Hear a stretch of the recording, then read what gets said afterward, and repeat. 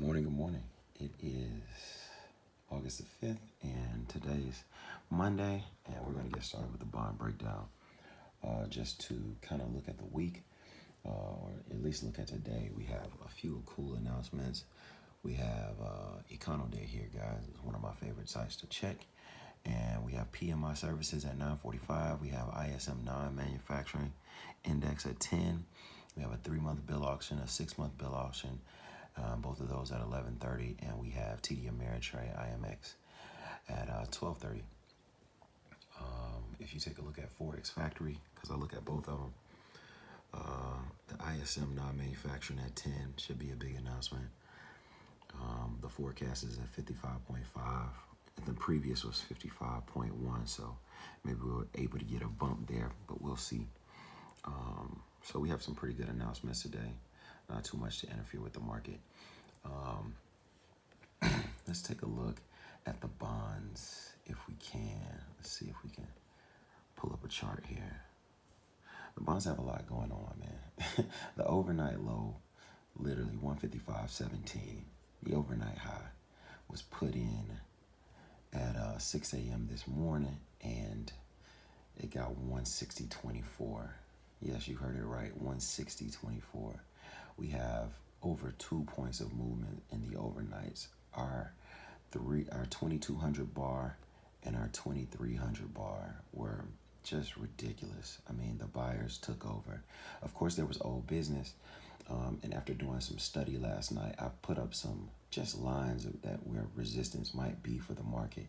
I ended up being correct on both of those. The market is very obedient to past buyer and seller activity, past price action activity.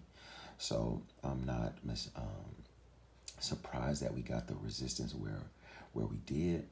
However, I am surprised that so much buying happened overnight.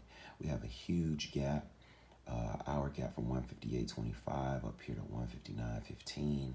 We have some 5-minute gaps and other places where the buyers just really look past the sellers at this time. So I'm excited to see exactly how the market will open and what we'll be able to do.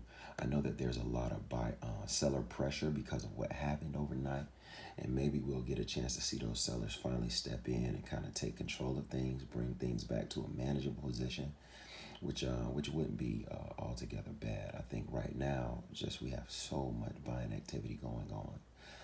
Let's take a look at the 5-minute charts and see if we see any weird price action activity that can alert us.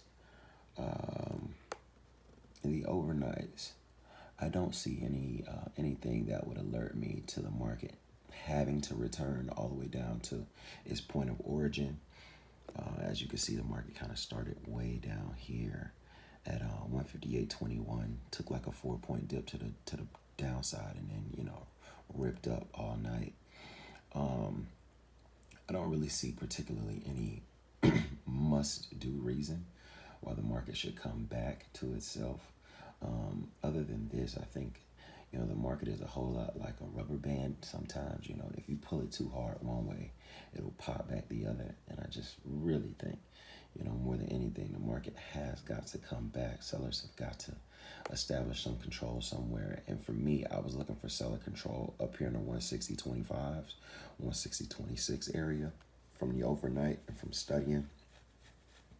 I don't believe we've been this high in the bonds since 2016. So it's been some years since we've been up here. So there's some old sellers back here, and hopefully they'll still be able to stand up and give us some resistance to these levels up here. We can kind of even things out on a market standpoint. Guys, this is the bond breakdown for today, August 5th. If I had to make any predictions about what I thought the market was going to do, I would say today is going to be a test and retest day where we go back up and we test some of these 160.23s before we return to the downside, and we'll probably finish up hopefully somewhere in the 158.28s. Hopefully down here somewhere. I love to finish somewhere in the 158.28s, 158.30 areas. Hey, look, Until then, until we find out exactly what's going to happen, you know what y'all want you to do? Don't be stupid. Don't let the market fool you. Definitely trade safely. Keep those stops nice and tight. Make good decisions. Trade the edges. All the things that we know how to do. Okay? Take care, guys. Have a great trading day.